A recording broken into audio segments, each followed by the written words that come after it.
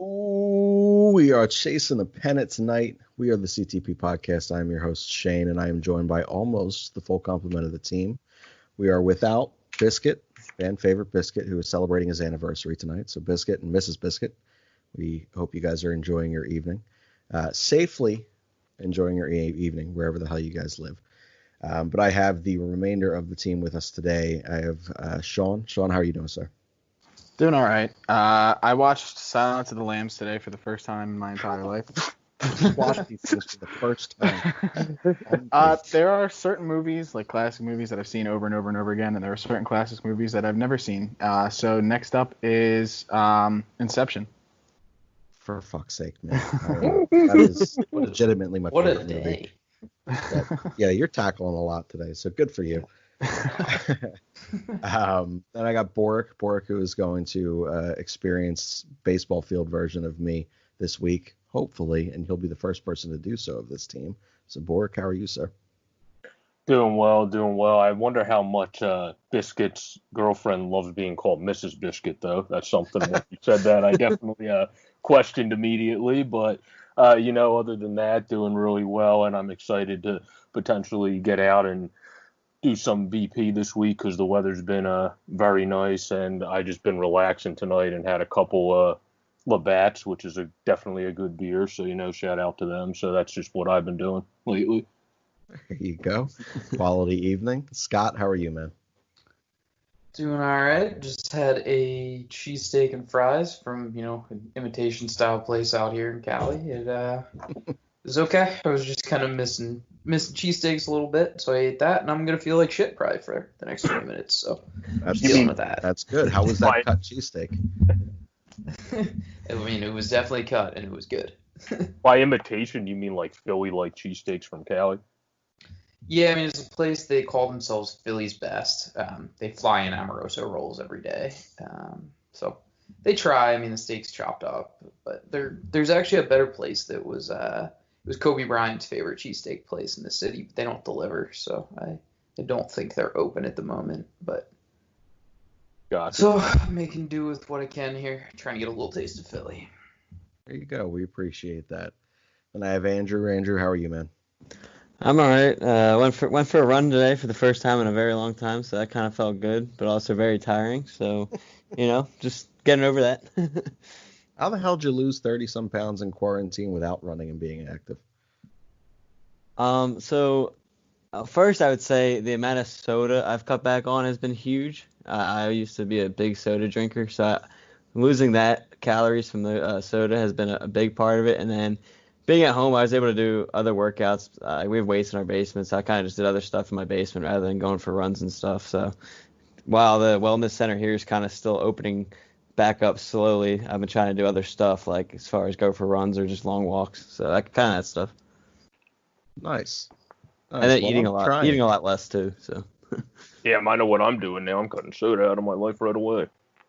Right? We all gotta do something different. Jesus. Nice, man. Well, I'm glad you're enjoying yourself. Glad you're getting out there and being healthy, being active. And then we have Rob. Rob, I'm going to let you bring this one in. This episode is going to be primarily dedicated towards the Roy Halladay E60 Imperfect. There's a lot to dive into here. The trailer was chill-worthy. We were eagerly anticipating it once that trailer dropped. And also, book came out, Todd Selecki's book, the biography on Halladay. So we're going to go into a lot of different things on that. If we have some time at the end, we'll roll into something else. But Rob and Boric actually are the two that have watched it most recently. They actually both just watched it tonight. So I'm curious to see someone's basically immediate reaction to that E60 story on Halladay. So I'm going to start with Rob. Yeah, so as you mentioned, I just recently watched it. I watched it just a couple hours ago because I was working when it came out on Friday night, and I was working all day yesterday, and I was kind of bored today, so I had to do something. So I ended up watching it, and I was, as we talked about before we began recording here, the short that they came out with a couple weeks ago made it seem like it was going to be this big thing. They had a lot of whatever in there, a lot of highlights and whatnot that kind of pumped it up a lot. And I got around to watching it, and as informative as it was, I felt like I was kind of let down by it. I felt like it didn't really live up to the hype. Still very, very informative. Shed a light on a lot of things that I feel like a lot of people weren't aware of. I mean, who here knew that Roy Halladay supposedly ballooned up to 300 pounds after retirement? Anybody? Nope. No, Nope. no, not at all. No, I mean that's one of the things here, and I mean the rehab stints. We got a glimpse of that. We heard a little bit about that after his crash, but nobody really went into detail. They went into more detail there. I thought that his wife Brandy did a great job answering a lot of questions, providing a lot of information in this. Kyle Kendrick was the only former Philly who was involved in the interview process here, and he answered a few questions and talked about, how he saw signs that Doc wasn't quite himself around 2012, and when he another thing, we found out that perhaps in Game 5 against St. Louis that Ryan Howard's injury might not have been the biggest injury there, because Roy Halladay felt a pop in his back. Subsequent back issues led to shoulder problems further on down the road, and those two injuries are what really kind of catapulted him into this downward spiral of drug use. So that's a big thing that I don't think a lot of people were aware of either. So while, it didn't really live up to the hype that was kind of brought about with that short that they put out, still very informative and still revealing a lot of kind of shocking things that people didn't really know about. Yeah, man, for sure. Bork, what were your kind of immediate takeaways, since you were the other guy who watched it most recently? Yeah, I think something that struck with me at the very beginning was his wife, Brandy, saying that he was terrified to not put anything ahead of baseball, even when he had kids, where normally when you hear stories about athletes and sports, when they have kids, that's like more of a balancer in their lives to kind of balance things out, where he was not really able to figure that out. And she kind of hinted at that a little bit, where I knew he was such dedicated to the game, but I didn't realize it was that much where he couldn't almost separate work and life, like everyone talks about how important doing that is throughout. And then I know Kyle Kendrick talked about how he felt distant in that one season, and they tried to say something. And what I found as very unfortunate in it is when he went to rehab in 2013, they said someone came in with a phone, and he was so scared that they could have recorded stuff and stuff got out, so he left early. Fuck that guy who came in there with the phone, by the way. Yeah, that's the most unfortunate thing I found out about it, because who knows if he would have had to go back in 2015 for that 3-month stay and then have a psychiatrist there on later. He might have got all of that done after his 2013 stay if he didn't freak out, which is understandable because you're basically a celebrity pitcher. You're not just an athlete at that point. Doc was basically a celebrity as a pitcher. That could easily get out.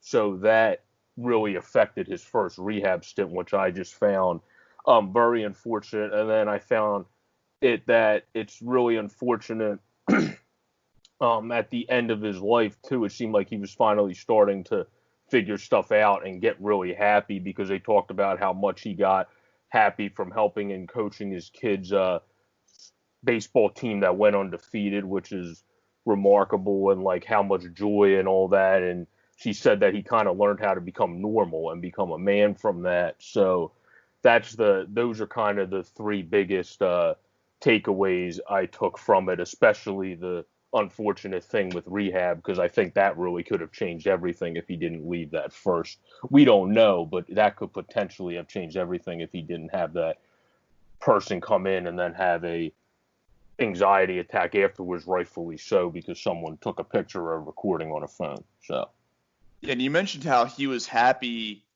towards the end. He was feeling happier. He was involved with the Suns baseball team and that kind of stuff. But that last day, from the facts that were presented there, it kind of seemed like maybe he wasn't really in the right place, because he was supposed to meet his wife at his son's performance at high school, and he was supposed to fly his plane from their yard up to the airport where he normally stores it at.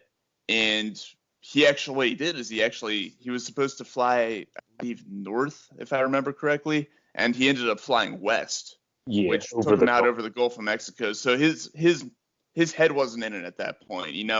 I think that he probably had no intention of actually flying it to the airport. He just wanted to go out, and flying was his escape, as they mentioned numerous times, and he just wanted to go out over the Gulf of Mexico and do some of these stunts that he had been doing in the weeks prior to his accident, and he took it a little bit too far, and that's how the plane crash happened.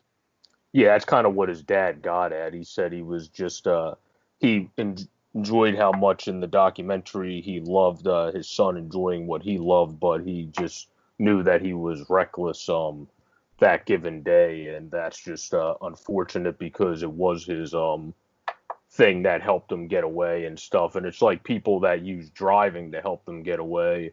You have to be careful with that because you don't want to be speeding and hot rodding, obviously, to use as your thing to help you stay at ease, kind of like using a plane for those similar things, like his dad said, to tell him to be careful. And then if you're going through mental issues and you have all that in your system, obviously, that doesn't help. And it was just unfortunate because it seemed like he was getting in a good spot, and then he just had kind of one bad day, and then that one bad day kind of just the worst happened. So that's kind of what I took from it too.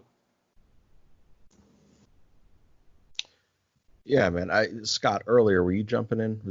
It sounded like you that was jumping in earlier before I went to Boric. Yeah, I mean, one of the things that struck me as a little weird when Kendrick was talking a little bit was he first says, he was close with him and they had noticed that he was getting a little distant and seemed to have a drug problem. So they went and ratted on Halladay to the trainer instead of just sitting him down as a group of friends and being like, hey, you have a drug problem. We need to handle this as a family. I don't know if that's just because it's a professional thing, but I know that anytime I've encountered a friend who has some kind of issue like that, I feel like it comes better when you sit them down face to face. So I kind of felt a little bit like Halladay's teammates let him down there. I'd wish that, maybe we didn't get the full story. We don't really know. Maybe other people were pushing for him, but I kind of felt like he needed somebody in the locker room to sit him down and just be like, you have a problem. We're settling this right now. I feel like the wording there could have been misconstrued a little bit because the way that I heard it was that Kendrick went to the trainer and then him and the trainer and I thought they mentioned a couple teammates actually did sit down face to face with Halladay and try to address it with him. But I could have just misinterpreted what they were saying there.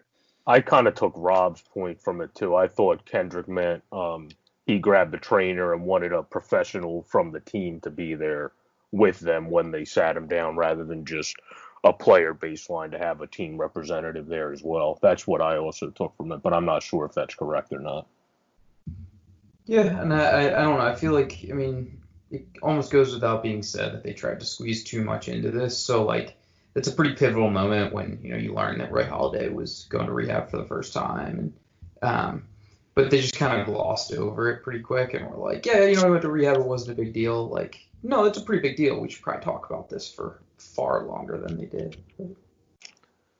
Sean, I don't know if you've hit this point in that book yet, but have they kind of spoken about that at all in Zalecki's book?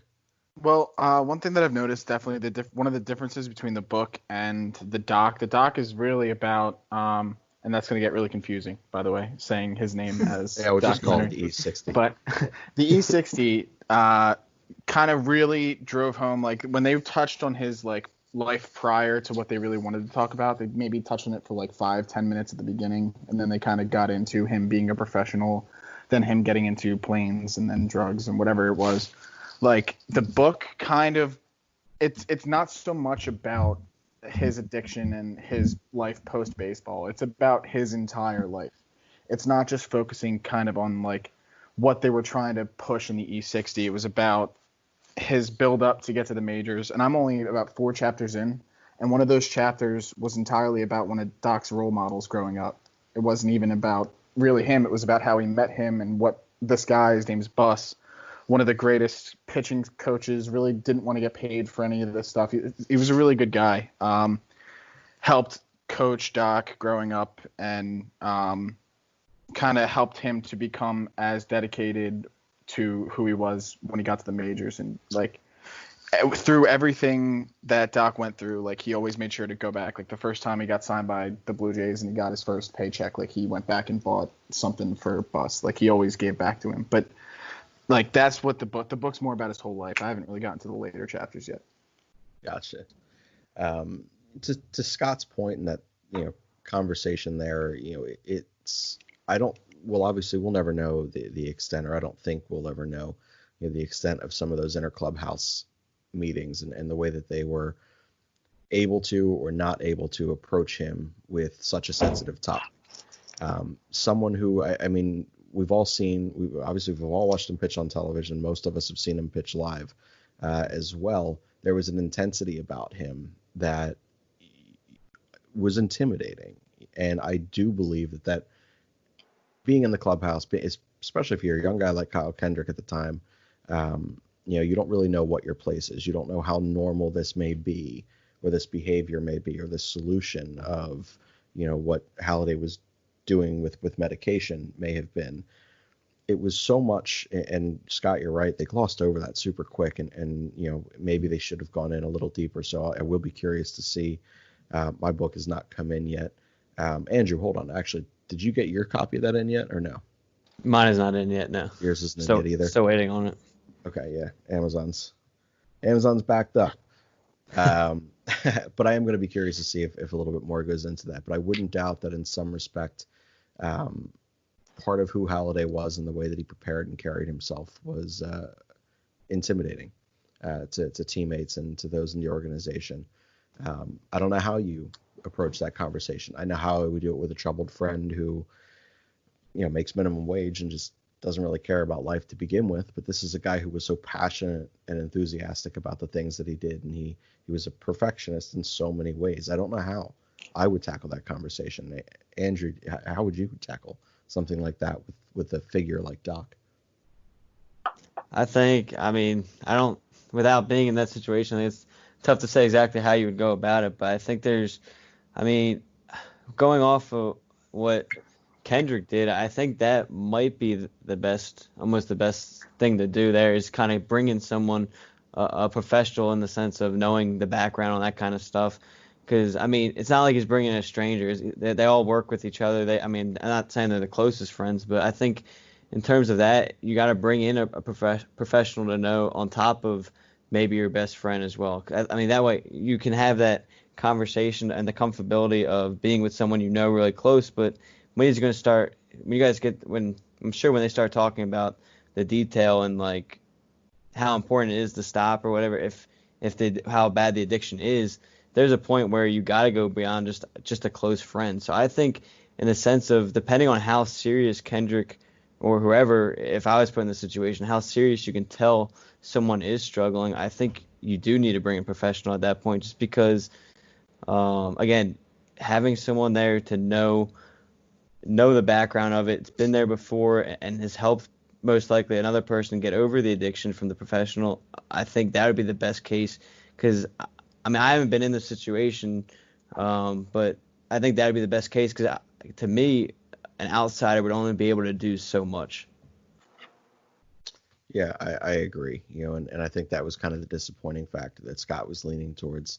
We don't know the extent that Kendrick, the other unnamed teammate or teammates and trainer, had that Joe and Rob put forward. So it's wild to me. One of the things that obviously, none of us knew what was going on until much, much later. But I didn't get the impression throughout this documentary that this was something that he had dealt with for years and years and years. I feel like it was truly as a result of a single instance, and that instance being when he felt his back pop in that Game 5.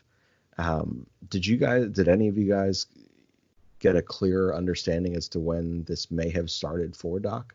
I think it was then, honestly. Oh, sorry. You can go if you want to. No, go. You already Uh, started. no, I think it was them because I was going to say for Holiday, what I really got from this documentary too was he was as dedicated to baseball to me as Kobe was dedicated to basketball, where he couldn't separate his dedication, where that's why he couldn't get the help he necessarily needed. Because when he came back, like his wife said, he kept making the injury worse because he wanted to keep pitching and performing for the fans.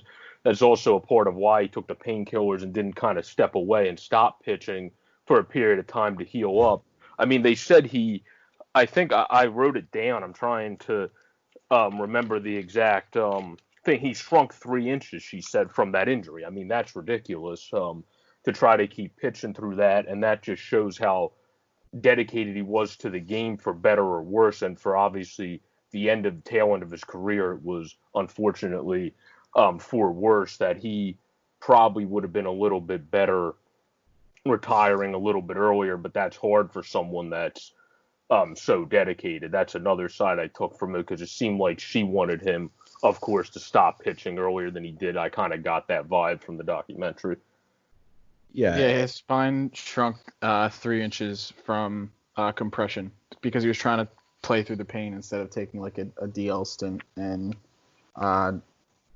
getting the help that he needed just for the injury, let alone any other painkiller addictions.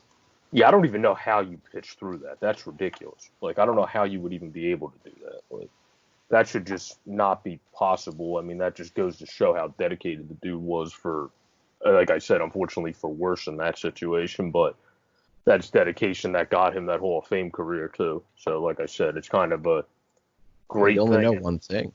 Yeah, it's a beauty and then a beast at the same time. Yeah, when all you know is to grind in a way that separates you from the other guys who share similar skill sets and similar desires, you have to outwork them, and you have to out critique yourself in a way that no one else is going to critique you. He even mentions that at some point, that he's harder on himself than those who had critiqued him throughout his career and in the minors and obviously professionally or at the major league level, excuse me. But one thing I don't want to, we don't have to spend a ton of time on this, but this is something that I didn't want to get away from. When you take a look at someone like Brandy, or you take a look at someone like Vanessa and Kobe's stance, what amazing partners they were, and what amazing partners they continue to be. Going out and speaking on things that were, again, Doc kept incredibly private through his entirety of his life. Only one person, truly knew the depths of all of that, and that was his partner in Brandy. And to go out and have the confidence to open their family up, and sit down for this E60 and to speak at, I think it was at Clearwater Field. It was either that or it was at Citizens Bank Park. I can't recall, for the memorial. But the strength that takes, Florida, if I remember correctly. Yeah, it was Clearwater. I thought. Yeah.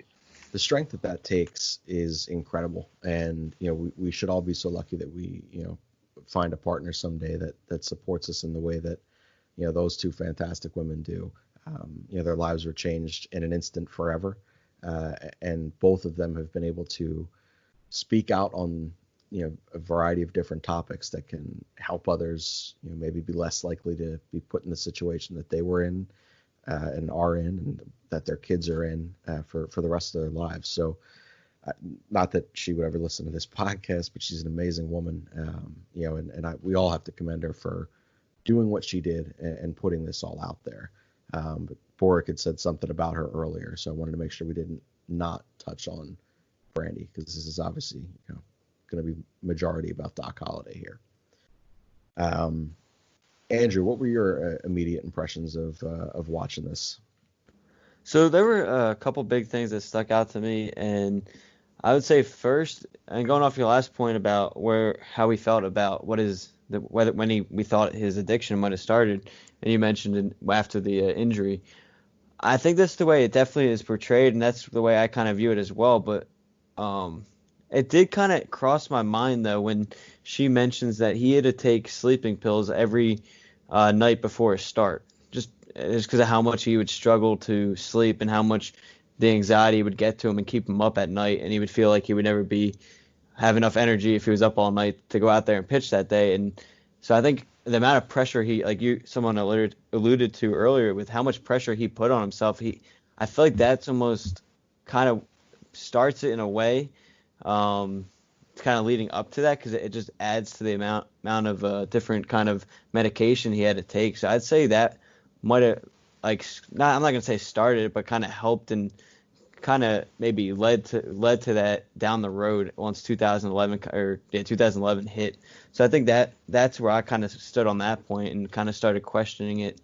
Another thing that stuck out to me was when he did realize it, how open he was with it with his kids. Like, as much as he wanted to hide it from everyone else, we see his son in here and get interviewed, and he mentions that when he started going to rehab, he sat down with his son and told him, he's like, yeah, I'm not going to lie, or I don't remember the exact wording, but he basically said, I'm not going to lie, I have a problem right now, but I'm going to go to rehab and we're going to fix it, and it's going to end up being okay in the long run. So, like, that was kind of touching to me as well, just seeing how open he was with it with his son. I know it's kind of probably something you're going to have to eventually, but just from the start, he was telling him that he had the problem and he wanted to get through it and stuff, and he was going to work to get through it.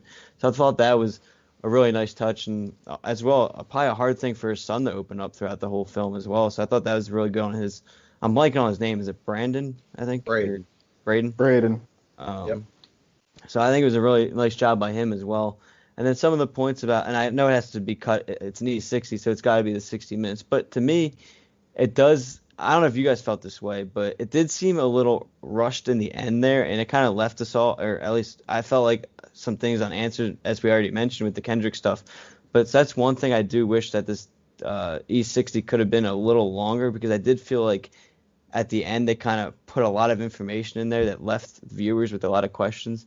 So I do wish it could have been a little longer, and then I would have thought and would have expected a little more baseball as well, kind of his baseball story as well, just from like the rehab, maybe getting an interview from one of the Blue Jays guys who kind of helped him through that, getting sent down, working back up. We mentioned Kendrick being the only Philly teammate. I was surprised there's nothing like Blue Jays organization-wise interviewed. Yeah, I think one of the things that, and it was something that, I've sat with it a lot since I've watched it. I came away with a lot of questions too, and I feel like that's part of it. So he was 42, right? Is that what it was? 42? He's 40. 40. Jesus. How many questions you have when a seemingly healthy, or at least what we all believed to be healthy individual passes away, and it's gone in an instant. So much you have to question. I don't know if it's, I can't say that it would be by design. Like I said, they didn't have, the luxury of a 10 episode miniseries, or a 4 episode, extended series on like a Netflix or something like that. It was truly an E60, but I think that's part of it. There are things that family will never know. There are things that his teammates and his best friends will never know, and there are things that we're just going to never know too. So I will be curious, and Andrew, you and I, who both have ordered this book, and Sean, who's currently reading it, maybe we'll see and have a little bit more insight or information to maybe round out some of those things that we didn't get from the E60. But it'll definitely be something that I'm excited about.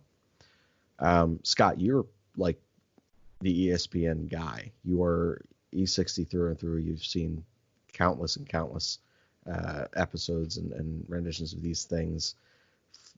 What was this one like for you watching it? Watching, an athlete that, you and I grew up watching here in Philadelphia be so dominant? I think they tried to do too much. So the point of E60s is normally just they focus on one aspect of a famous athlete's life that has very little to do with sports. They tie it in because ESPN's a sports network. But it seemed like this one they tried to do a mix of like, this is who Roy Halladay was, this is how he got to be so good. And then they went into the drug thing and the family issues and his mental health issues. I wish they didn't give that intro if they were only going to have an hour, and then they just focused truly on his mental health or the drug problem or whatever. So I was a little confused there. One of the other things, though, too, is Roy Halladay just, I mean, after he died, it was so tragic that no one talks about him anymore. Like, I would be lying if I said that I think about Roy Halladay much beyond when this came out again. So it was good to hear his name again because it wasn't like he died in some shameful way or did something bad. It was a tragic accident. The guy was one of the greatest pitchers of all time. He deserves his due, and people should be talking more about him. The other most impressive thing to me was I'm not going to call the reporter an asshole for the way he ended it because he's just doing his job and he has to ask, Roy Halladay's wife and his son if they think that he tried to kill himself or whatever. But I was very, very impressed with the way both of them answered the question. And they pretty much just said, like, we'll never know the answer, so why are we talking about this? I could live the rest of my life thinking about it, but I can't because I need to live and go on and, enjoy the rest of my life. And even if I think about it, I'm never going to know the real answer. So there's no value in this question. So please, just don't ask that. Which was super mature from them. And I kind of liked that they said it a little bit scathing at the reporter to be like, you don't have a right to ask me this question. So it was impressive. I mean, overall, it was cool to hear about Doc. And, I love Roy Halladay. And, I would very much like his name to become spoken about more. But beyond that, it was just okay. Yeah, I would agree with just about everything you said there. Sean, did you have anything that you've taken away from it that we haven't touched yet? I mean, I just want to, not in a bad way, but disagree with what Scott said, because I feel like since when he was alive, back at that point, nobody really, after he retired, he wasn't really talked about, at least in my eyes. I really didn't think or talk about him. And then after he passed, he's on my mind, kind of often, his story and, his legacy. I've watched his perfect game a multitude of times since his death. I feel like it not just because of, all the Hall of Fame stuff that went on in it. I mean, it was not to say good timing that it happened, because that's the wrong term to use there. But, he was still in the media's eyes and in my eyes, I guess. Just, I don't know. I just feel like he still stayed more relevant post his accident than pre, if that makes sense. I feel like the difference there is we're here, we're in the city. Scott, for the majority of this time, has been outside of the Philadelphia market. And we appreciate our athletes. We put them on pedestals that are almost impossible to fulfill. So every year, we're reminded of Roy Halladay 4, 5, 6 times a year in this city. But I don't know how much national attention those same things get. So I would assume, Scott, just being removed from this city for the last, 3 years you've been out in California? Yeah, well, about 3.5 now. And that kind of is what it is. I have a good group of friends out here who are diehard baseball fans. And I remember at the end of the day, one of the guys that I talk baseball with all the time is one of my bosses at work. And I stopped into his office and was like, hey man, you see the commercials for the Halladay thing? How pumped are you to watch this? And he was like, oh, yeah, why is there a documentary about him? And I was like, well, he died tragically. And he's like, yeah, I knew he died, but what's the documentary about? I was like, well, it's about his struggle with drug addiction and, getting inside his brain a little more. And he's like, I knew nothing about that. And this is a guy that lives, eats, and breathes baseball. So to hear that from him, I feel like just kind of says it all that, outside of Philly and maybe even Toronto as well, I'm not sure what their perception is of Roy Halladay, but I think his name is sadly just kind of fallen off of people's minds. So There you go. Go ahead. I was just going off that real quick, just being out of Philly for the majority of my time as well these last couple of years. So I don't know if you guys remember, after his Cy Young year, the following year they gave out that Cy Young baseball of him it came in that tin can. Yeah. I went to that game, and I think obviously it means a lot to all of us, and one of the things I did here is on my desk in my room, I kind of separated the ball and the tin can, and then in my room I put the tin can, and on my desk at work I put the ball. And it's amazing how many people, to me at least outside of Philly, don't realize who like how good he was and everything in sense of that. And even like baseball fans is when people come in and they see the baseball, they're like, oh, I kind of forgot about Roy Halladay ever since he kind of retired and stuff. And then I forget who it was. One time came in and I was talking about it, and he didn't even realize he passed away. Like, and just to Scott's point about like him being forgotten about, I think to Shane's point as well, it kind of matters where you are. And then even when he did pass away, I was at Oklahoma State, and I remember I stopped everything I was doing. I turned on the Philly stations, CSM Philly, and started watching all that stuff. And then I even watched the ceremony they had in Clearwater for him, and everyone was kind of like asking me why am I watching it. So I'm like, he meant so much to the city and everything. And it was like I had to describe who he was, and it was just something you never thought you would have had to do, kind of. And that's one of the things that make it so important to get this thing right from an E60 standpoint. And again, we've all kind of now given our 2 cents on what we were kind of left with after watching this, but at the end of the day, we're talking about it. This is 6 guys talking about it, 4 of whom are in the city right now and have been in the city for the 4 years. This is we've been talking about this, and 2 are people who have been removed from this city. If E60 gets this right, and this does shed additional light on one of the greatest to have ever done it, and a really sensitive topic, and a topic that I'm grateful is more talked about these days in mental health, you're going to start seeing people understand who Roy Halladay was, and what mental illness means to a person and to a family. And it's a huge burden for E60 to go on and tackle a project like this, and that's what makes their product so great. Rob, you were about to talk. What's up? I was just going to say, I mean, I feel like a lot of people kind of didn't really follow it a whole lot. I mean, Roy Halladay was a huge name when he was here in Philadelphia, and everybody who I guess is a diehard fan of baseball remembers him from his Toronto days. The thing is, Toronto's not really a hugely popular baseball franchise up there. So maybe, if Halladay had pitched, the beginning of his career, say in New York or out in Los Angeles or some popular baseball team that's not the Toronto Blue Jays, maybe we're talking about something different here.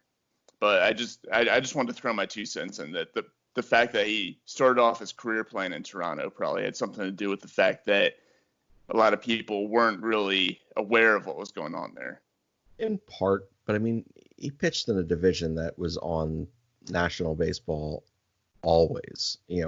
His team never made it to the PlayStation. Jesus, the PlayStation logo right now. Never made it to the postseason. There we go. However, he played against the Yankees, the Red Sox. I mean, the entirety of his time in Toronto was probably on national television because he was must-see TV. I think it's just easy for that, unless you're in a market with which he pitched. I think it's easy to just recognize a game for a game and then move on and then focus on the things that are important and to your immediate market. If you're in Boston, if you're in Chicago, if you're wherever. So I think on all these standpoints, it's easy to, agree that meant a lot in this city, meant a lot in Toronto, but to question how much he was known beyond those 2 markets. Shane, what's up, Joe? I had something on the mental illness side of it, though, with how his anxiety was really bad, though, because I didn't realize this, and I watch a lot of different things on YouTube, too. And the one thing I watched a while ago with Kevin Love about his mental illness he has as well, a stat that came up before that was an estimated 31% of U.S. adults experience some type of anxiety disorder in their lifetimes, which in our population, 30% that has to be low.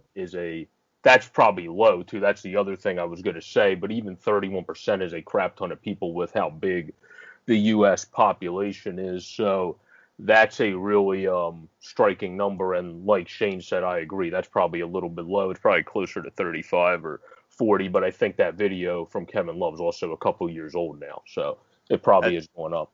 Just to touch on that, I have anxiety myself. I've been fairly open about it in not really on the CTP, but in past shows that we've recorded with Always Next Year. And I haven't seen a psych, or I haven't been on meds or anything like that in probably close to 15 years now.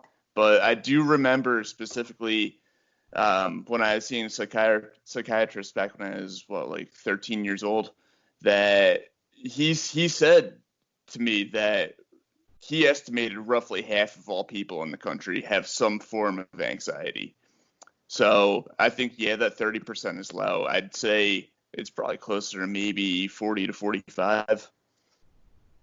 I could agree with that because, like you, Rob, I also had anxiety and have had anxiety attacks before, not in the sports world, but at different times. So I think it's a little bit higher because I've helped friends with it at times too. And in my friend group, I know a couple people that have anxiety stuff too. So I can't imagine it being that low either. Yeah. And I think that's a really important thing and a takeaway that we can take from this E60 and others like it. If it's one thing that when you have a platform such as the one that we have, we may only be talking to a couple hundred people at this point, but we obviously and inevitably blow up big when baseball returns in 2037. We're gonna have a that major, soon, huh? Well, I'm confident. 2038, are you thinking? Maybe 2038. Maybe like 2050. All right, we'll go with that. We're gonna have a hell of a lot of practice because we're not going anywhere. So eventually when people go back into the archives and they listen to this particular episode, they're going to say, wow, these guys were really open, about the things that they go through. And there are a lot of terrible things about the world right now, and we're living a lot of them. We're watching a lot of them. We're getting a lot of alerts about them. This is one area that we've advanced. We have made it the world has made this easier now because of the information that has come out about those who do struggle with these types of things. You don't have to be embarrassed anymore. You don't have to go through these things alone. And that is always going to be your first thought. It was my first thought. Rob has mentioned it on previous ANYP shows. It was his first thought. You feel like you're on an island, but the minute you get that trust with even one other person, how much more likely you are to be able to learn from and understand what it is you're dealing with, and learn different skills to safely and healthily recover from those types of things. A lot of it doesn't go away. I still suffer from a lot of the things that I suffer from, but I have the tools and, I have the pieces in my life that help me get through those times, and then put some distance in between them each time they do happen to occur. But watching these types of things do shed a light on just how real that is and how many different avenues you can have, and the depths of the people that are willing to help you will go. But does anyone else have anything on the Halladay thing before we transition here a bit? I was just going to say, for me, an initial thought too is always to be as successfully and happy and always feeling the best in life. You always have to trust or have trust in people, because you can never field everything yourself, which I didn't necessarily just take that from the doc, but took that from a bunch of different stuff about mental illness, the mental stronger. I can't remember what it was called, but the thing that was on NBC Sports Philly before, and all those different things. I've kind of took that from all these different things, and that's kind of something I've struggled with in the past, but I'm good with now, because you can never try to take on everything yourself. Like you said, you have to be able to trust others and build a more close relationship so you can feel comfortable, like saying something to someone if you're not feeling as good that day or something along those lines as well, which is obviously it's always good to have friends like that.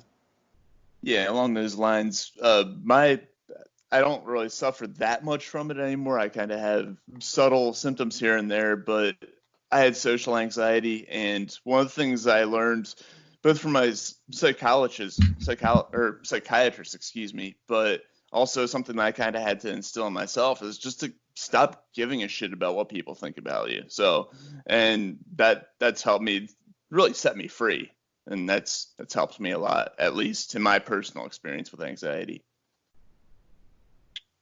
Yeah, and everyone finds different ways to, kind of be set free. Different tools that you can use along the way. So again, as Bork typically says, if anyone ever needs an ear, and Andrew says this as well, all of our DMs at this point are open. So if there is ever anything that someone wants to talk about, you can be sure that at least one of us here at CTP have probably gone through something similar. And it's all about creating an environment around you that's healthy.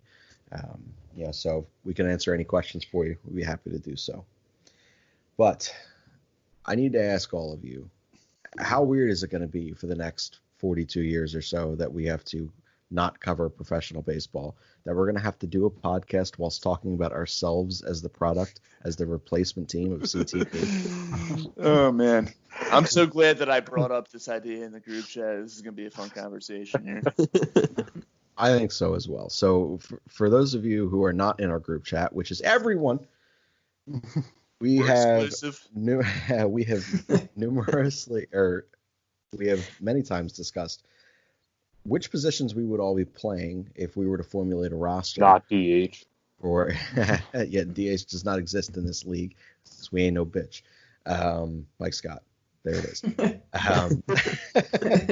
Now, Scott's going to be on the mound throwing his 72-mile-an-hour Jamie Moyer fastball. Yeah, absolutely. I mean, that's going to look like 55 mile per hour curveball. Yeah, it's going to be ridiculous. But I am curious. I want to sit here and I kind of want to get everyone's opinion on where everyone feels everyone else's best position would be and what their asset would be. If you think someone's purely offensive, if you think someone is going to be a defensive liability, like I'm curious to know. Now, this is important for everyone who's listening. I've known Scott my entire life, but I've never seen him play baseball, nor has he ever seen me play baseball. That I don't think anyway. Scott, I don't even think we've ever had a catch. I know I've thrown with your older brother, but I don't think I've ever thrown with you. I don't know if we had. I mean, I'm sure at some point when we were little we had, but at this point, it's been a while. It has. I mean, we're both like 6'6" now and devilishly handsome. Oh, yeah. Shields without a granite here. They don't make them like O'Connor's anywhere else. No, absolutely not. Rob is the only person who has seen me play any kind of baseball. We hit in the cages together. But outside of that, and then Bork and Andrew know each other, but have either of you ever seen each other play baseball? Not that I can remember, but we might have in like CYO ball. But we didn't know each other then, so yeah. Okay. So we're going off of what we think at this point because none of us have truly seen us step on the diamond, which is amazing to me. So this is going off of just the, soothing, sex voice sounds of Scott's voice and the very Philly sounds of Joe Bork's voice. And the rest we're just making up as we go. We don't know who the hell's going to be good at what. So I want to start it off with Rob, since it was his idea in this group chat late. Where do you kind of envision all of us here for CTP and the replacement team that will eventually go on and be a true major league team? Expansion, okay. As someone said. All right. Well, I don't know because I haven't really had a time to think this through, but just going off of the thoughts I have right now, Shane, I would probably have you. I want to say at shortstop. Goddamn right you would. Yeah. So far, so good. Keep going. As I said before, I'm gonna stick with Scott on the mound and that Jamie Moore fastball, and then be catching hitters way ahead of every single pitch. Oh, there you go. And on the other side of the play, I have Bork being an excellent game caller / pitch framer, so he's the catcher. Let's see, I've got, man, I'm gonna go with Sean at third base. Ooh, okay. I literally know nothing about your baseball skills. So. Neither do I. Don't worry. 3-time comeback player of the year. Yeah. Sean, he could play everywhere. All right, well, then if he can play everywhere, then third base is part of everywhere. So, I'll take it. Biscuit, I would put Biscuit out, and he could kind of play all three outfield positions, but for the sake of this, we'll put him in right field. Andrew, I have you in center field, and am I missing anybody? Yourself. Well, myself, I would put it second base. I didn't know we were doing ourselves here, but myself, Yes, because I have to tell everyone how dumb all of your lineups are. That's all. All right, so there's my lineup. All right, well, you have the shortstop in the correct place. The rest of it's questionable. I'm gonna let Andrew go next and challenge any of those things. You see anything different than what Rob has? So Probably everything.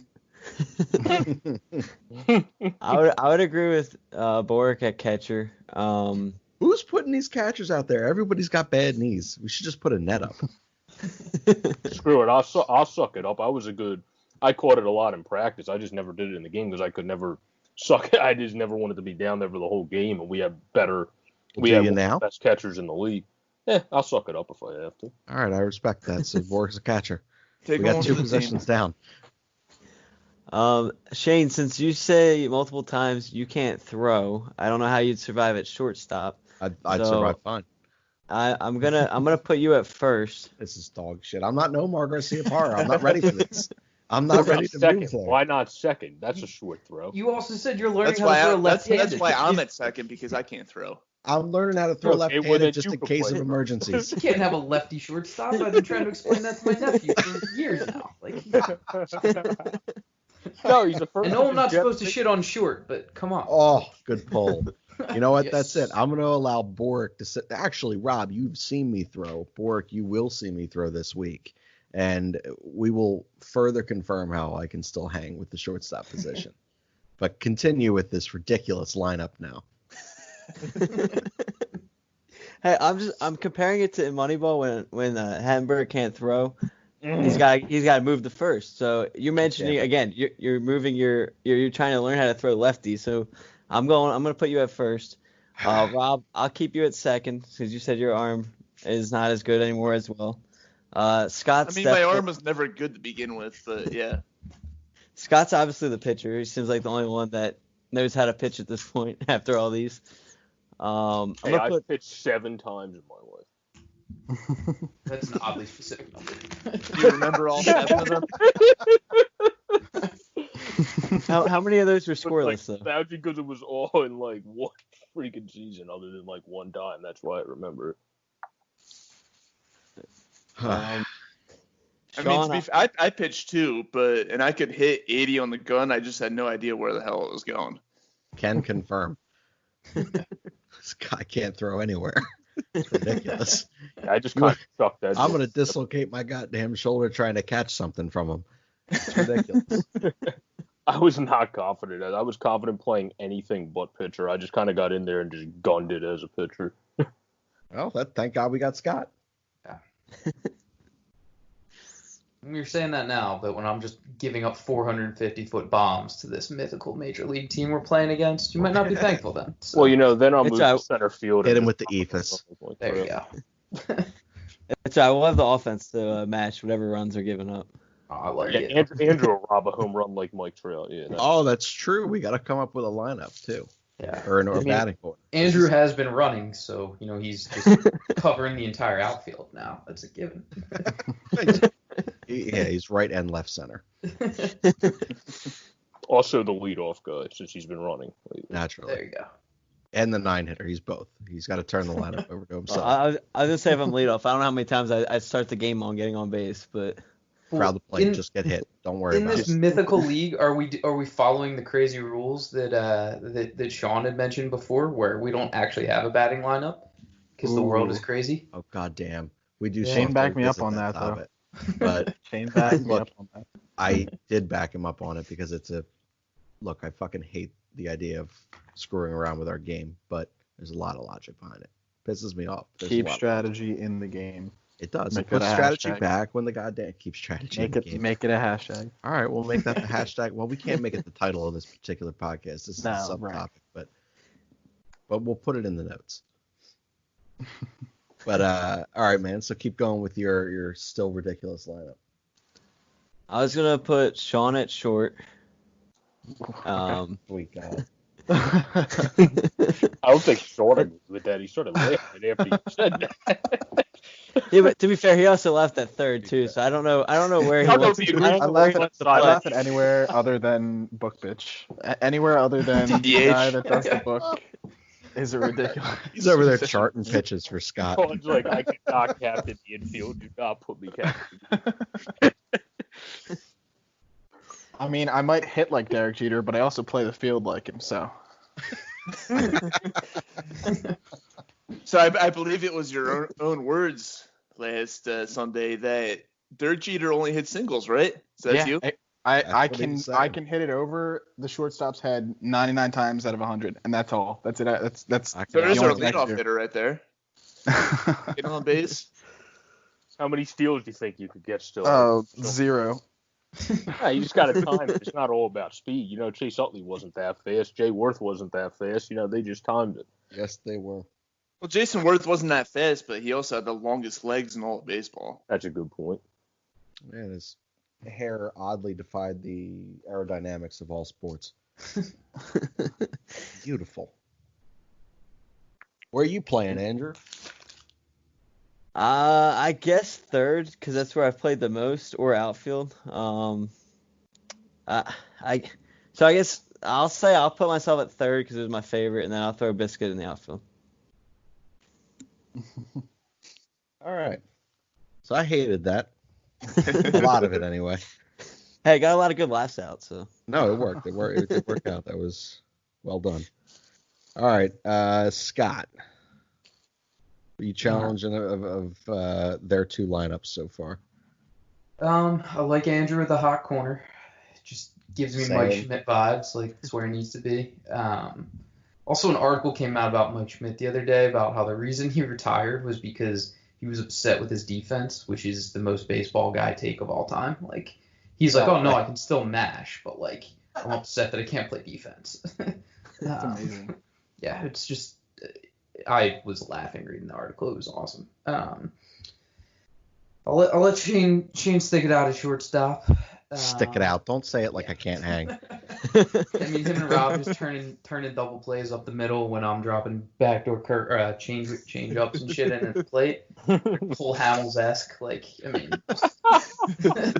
But, yeah. And then I got Joe Bork over at first base. Got to protect the guy's knees. I feel like your knees have just aged another 10 years during this conversation here. Nah, I can still play the infield because I'll be diving at first anyway for Walter. There you go. Then let's throw a wild card here. Let's get Biscuit behind the plate. Just because I think the mound visits would be awesome. So wouldn't mind talking to him. You know, after I give up a home run, like, comes out and it's just like, hey, you suck, Scott. This could Yeah, be I know. the person you know. You should play for the Mets. Yeah. You're like, hey, Scott, we're playing the Mets today. You're going to bean every single hitter. That I can do, but it wouldn't hurt them. So like, it won't even be that bad. Like. Hey, Scott, you're going to take 7 ounces of steroids, and then we're going to play the match so you can beam every single hitter at 98 miles per If someone has to take steroids on the team to get giant, I will take that role on. Let's see, who else we got? Andrew at the hot corner is good, but will be upsetting they won't be tracking down all fly balls for me in the outfield. So then we got Sean New out there. We'll throw you in center field. Oh man. Sound more excited. Who else do we have left here now? I think that might have been the whole lineup. I like a lot of that. I don't like everything, but I like a lot of it. I don't like being at first. I only played first 5 times. Where the fuck do you like playing? You're going next. Where do you want to play, Bork? Just tell us where you want to play. This guy remembers the exact amount of I time was he gonna played say- every position. I do not remember the 75 exact. I times. remember the That's exact very time I satisfying. played positions I barely played because I barely played them. That's why I remember the times. Every other position I can't remember because I basically played them a conglomerate of time. But the for me, I'm fine with if people want me catching, I can suck that up for the team, be the team guy. But for me, I would put honestly because of I would put Biscuit at catching too because I think Biscuit not just as being a great guy to just motivate you because he would basically say, yeah, you'd be like, no, I'm not a piece of crap. What the hell is this asshole? Like after you give up a home run and you just bounce back because Biscuit just cursed you out and you'd be like, yeah, I'm gonna prove this son of a. So that's why I think that would be good for anybody that's pitching, not just Scott, since I don't think Scott could pitch every inning of the year. That would be a little bit ridiculous. So. What are you trying to say about my arm, Boris? I'm not trying to say anything. I'm saying we're not. 72 miles an hour. He can throw. He can be like Tim Wakefield throwing 200 pitches a game. 1920. Yeah, it's like my arm's like a softball pitcher's arm. You can just have to throw the same one at all times. Oh, you're obviously a pitcher. I'm just saying we're not playing. I know. I'm 20, so giving you a hard time, buddy. Shane's still at shortstop. That's correct. We are going to put Rob at second. Andrew can stay at third base. I'm perfectly fine with that.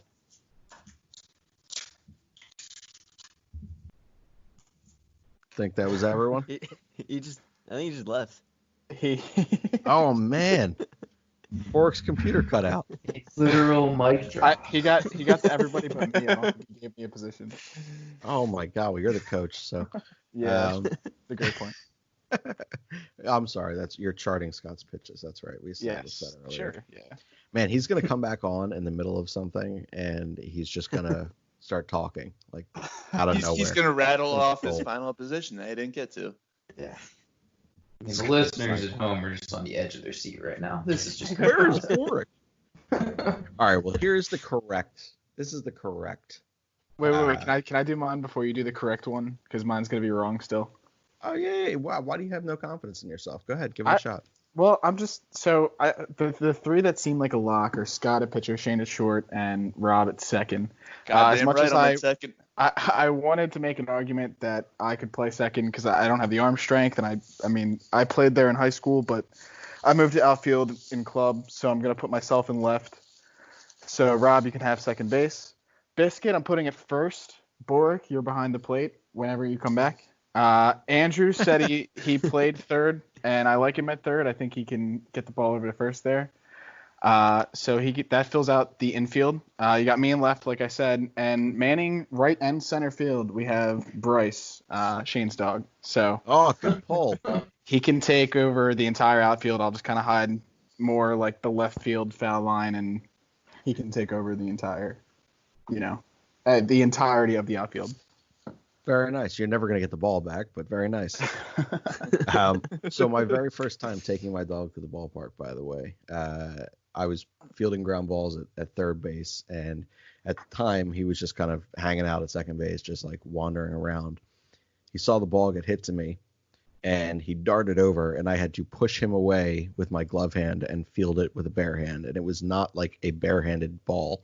It was a fairly sharp hit ball.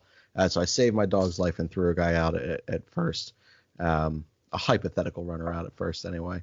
It was good. It was good. So he scares the shit out of me on the baseball field. So, but Bork, you're back, dude.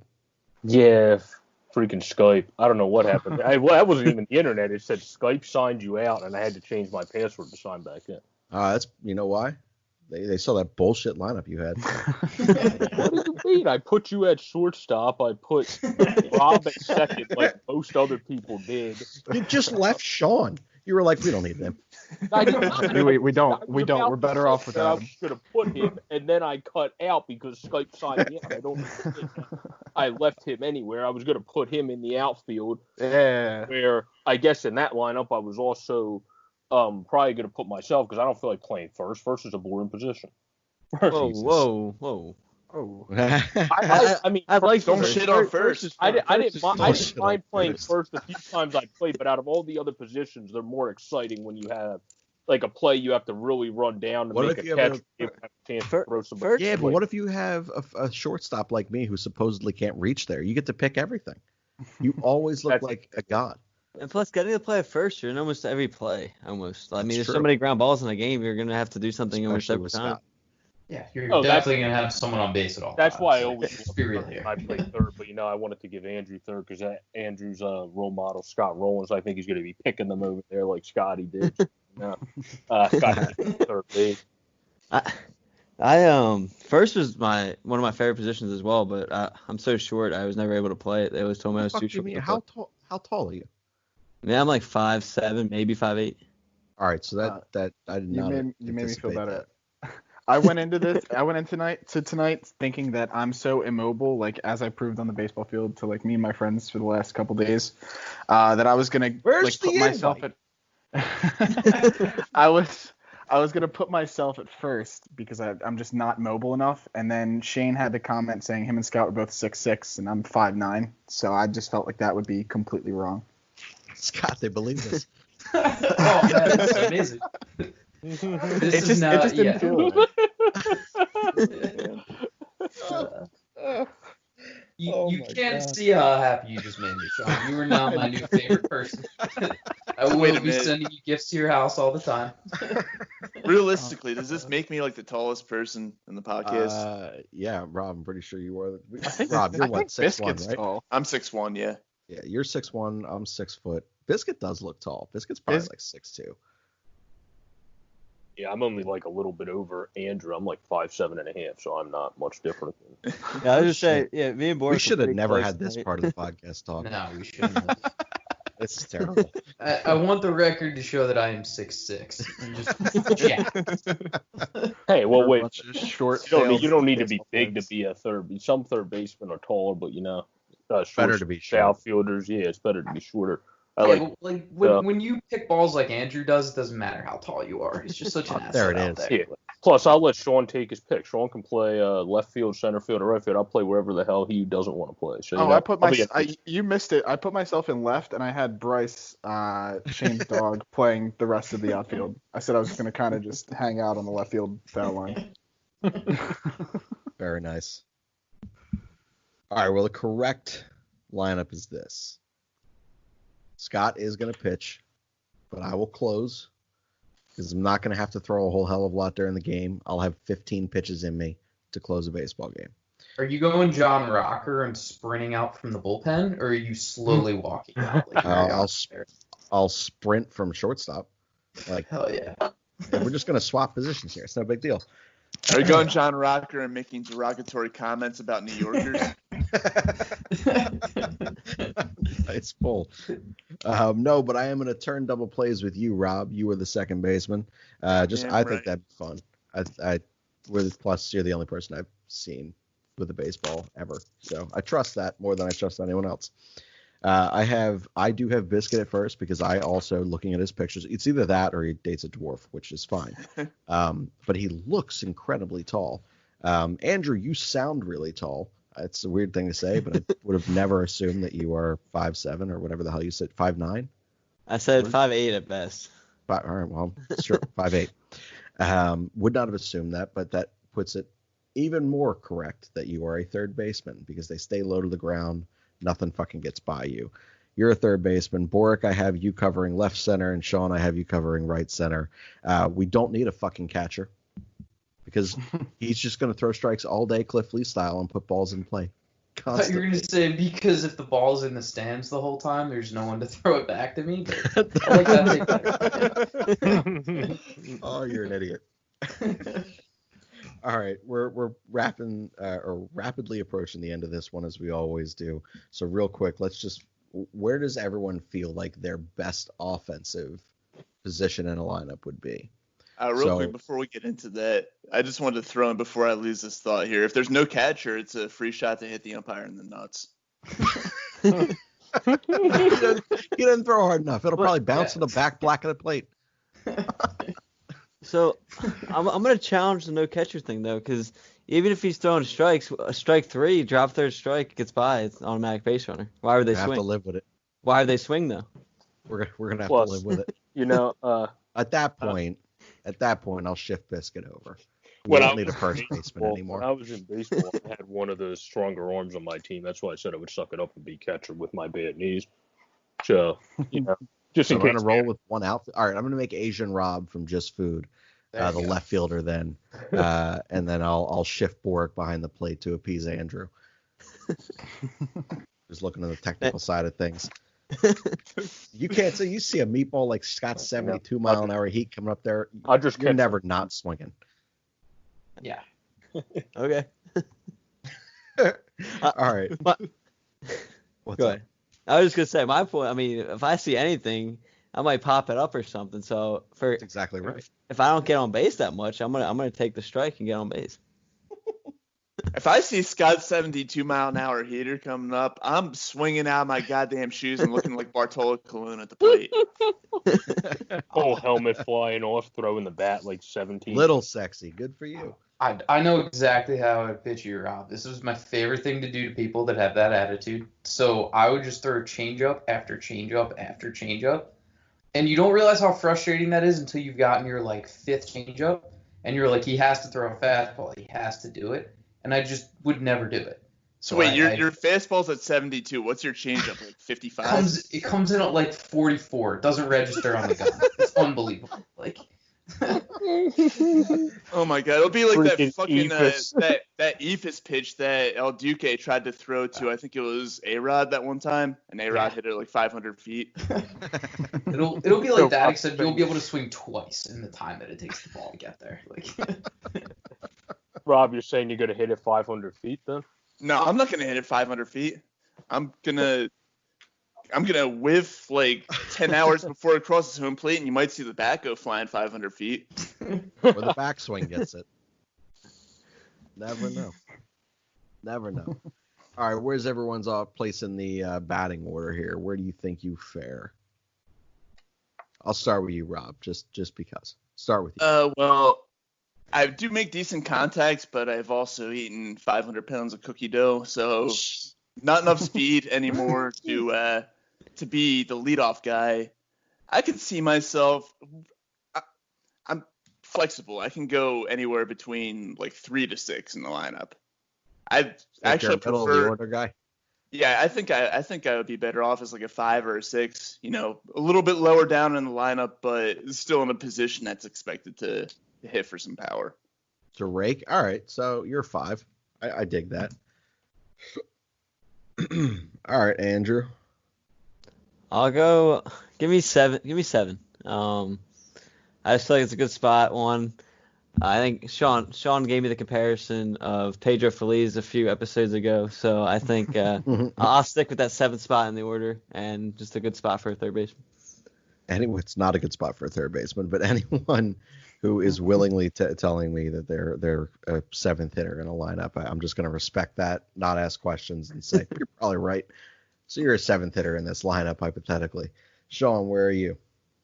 I didn't like this at the beginning of the. I would never in a million years say this at the beginning of this podcast, but after being convinced through my positioning, I'm taking the leadoff spot. I can poke singles like that overrated shortstop on the New York Yankees. And I Such basically, a wrong opinion. besides the power, I'm basically Rhys Hoskins. So give me that high on base percentage and slowness. Wow. I disagree a lot Did with Kapler this. try? Did Kapler try and bat Yes. Hoskins in the leadoff spot? That's going to be me in Yes. the leadoff spot. Mhm. But here, you can't run. You can't move. I can move decently well. I just can't like Turn. I just yeah, sort of. That's Kind about of it. Yeah.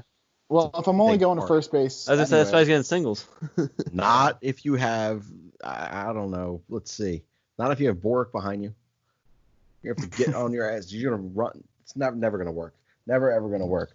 I would have Scott at the leadoff spot personally. little Scott? known fact about me, I'm one of the greatest bunters in the entire world. I once had an asshole travel coach when I was 14 who made me bunt 11 times in a row. Got on base 8 of them. It was incredible. Holy shit. that's impressive. Yeah, I was just pissed because when you're 14, all you want to do is hit bombs, and I couldn't do that. So, but You're full of shit. I remember my dad telling me, because your dad told him that you had a grand slam and a 3-run home run in the same game, and my dad got pissed off that I never did. When I was 9, it was my proudest baseball moment. There you go. I'm glad to bring up good memories, man. Yeah. TPX bat. 6'6", I drop bombs. Everyone just remember that. Well, if you're that good of a butter, I'm going to give Sean the leadoff spot here. I'm going to let Scott turn it over with a bunch of bunts. I think that could work out too. A hypothetical knife bet. Scott. Jesus. All right, Porrick, where do you see yourself, man? Usually when I played, I hit. Granted, I think I was a lot faster back then when I hit 2 because I didn't have absolutely atrocious left knee like I do now. But it is what they're all so hurt. It is what it is. But I usually hit 2 through 6 anywhere in between there. Mostly 2, 3, or 5 in the lineup. I usually hit for most of my teams, and that's because I had one coach for the one league my whole time, and then another set of coaches that one coach for the other team I was on, and then I went to his team. So I had similar sets of coaches in most leagues other than Whitemore, so that kind of helped me to stay somewhat in the same position in a lineup. You're a 2-hole hitter here. I like that. I like that because I know that you are not going to outrun Sean. And Sean needs some time to get to third base. So, what a slow fucking lineup this is. First of all, is Andrew the only one here? I used to be good at stealing bases when I can't say that anymore. You don't have a knee. Hey, you know what? Who knows? I might be able to jump to just like snap it back and just be like, you know what? Screw my knee. I don't give a shit. I'll just run it out and go full bore and say, you know what? Injuries happen, and then see what happens. Probably won't be good for me, but I'll get through. You would get hurt. No, I'll get That's through. What would happen. I'll get through one season. I can play like Chase Utley. I played through injuries before. Okay. Still sicking you in the 2-hole. That's not a bad thing at all. Just to give each of you time to get to where the hell you need to go. Andrew, seriously, are you the only one on this podcast who's never been hurt? I guess so. I have not been hurt, so knock on wood. Knock on wood. All right, well, I you was gonna can't say come you out just jinxed the shit out of yourself. Yeah. Good Lord, man. We're gonna go play intramural sports next semester, and get hurt first game now. So. I had Biscuit in the 8th spot then, in the available 8th spot. He told us once before he can't swing, he can't hit. So I'm just gonna trust him with that. We're gonna throw him in the 8th spot. Hopefully he gets hit by some pitches and gets bunted over by Scott, and then all the speed in the world at the top of our order gets him home. What a functional freaking team. Well, I hope baseball comes back sooner than 2083. We'll see. This is a nightmare of a replacement team here at CTP. I don't think that would go very well. But Boric, you and I get to play baseball at some point this week, hopefully. And then, well, Sean, he's going to keep playing baseball and not inviting us, which is fine. I didn't catch the invite to you and Borik's session yet. So. It is literally in our group chat. Scott texted me separately and said, hey, I'm going to catch a flight home the following week just to play. Yeah, just itching to get out there and throw. That's what I'm saying. So you're just... If I can find a way to get there without driving through Philly, I consider me in. If y'all want to get something going Thursday or Friday when I'm off work, I have my new Louisville Slugger and a couple new pieces of equipment that came in recently that I need to baptize. So I'm ready to go too. Christen? Whatever. Christen, whatever. Yeah. Who cares? All right. Same shit. Afterward, you know what? Maybe I'll try to do it beforehand. I will pick up some just food by visiting our guy, Asian Rob, 215-794-FOOD, 215-794-3663. Treat yourself. Take it home. Maybe I'll pick up some just food, and I'll bring it for anyone who actually shows up, Sean, at our possible CTP baseball day at the field this week. Get you guys fed. Make sure that y'all know that I can still hack it at short, at least for a day. And then tell you how much ice I used the following day. But But also, outside of his food, definitely check out his Instagram page. It's just RD Graphics on Instagram. Currently illustrating a children's book. Super talented guy. Obviously, he's done our logo, which is going to be released pretty soon once this merchandise gets in. But continue to support him and any other small businesses that you can. And then, especially right now, if you're going out, just be safe. It is a wildly hectic time out there. So just be safe, be smart. And where the fuck is the other note? There was something else I was supposed to say at the end of the show, and I can't find it. Never can. Fuck it. That'll be it then. Awkwardly, we're going to end this one without that. And we will see you guys either Tuesday or Thursday this week. We'll go for one show this week, unless anything crazy happens, like Sean's text that he sent us in the Twitter thing, which maybe we will talk about that on Tuesday. Maybe we'll do a live episode from a baseball field. That'd be wild. That'd be cool. But anyway, you guys, this has been fun. Thanks for listening to this one for the CTP podcast. I am Shane. For everyone else on the team, we'll see you guys on Tuesday and Thursday.